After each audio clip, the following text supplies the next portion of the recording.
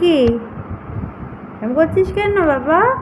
তুই এসিতেও তো থাকিস না, তুই এসি ঘরে থাকবি না, তুই খালি ঘুরে বেড়াবি।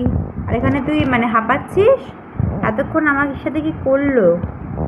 এতক্ষণ দিদিকে মারলো, দিদি আদর করছে। ওই দেখো দেখো দেখো দেখো, দেখেছো তোমরা? দেখো, তোমরাই বিচার করো।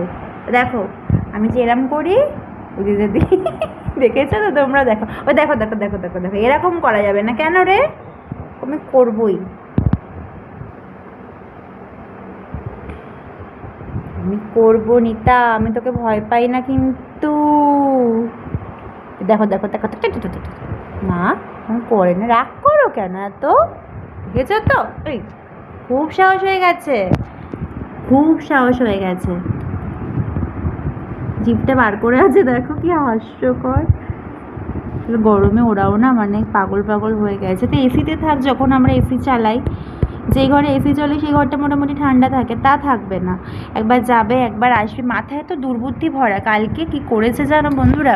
এই জানালাটা তো বন্ধ করে রাখি, এটা হচ্ছে না বাইরের হুলো এসে ওকে কামড়ায়। আর মাম্মা মানে বড় বিড়ালটা বেশিরভাগ বাইরেই থাকে।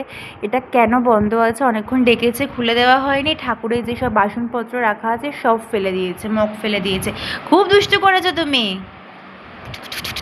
ওই দেখো দেখো দেখো, এত দুষ্টু না।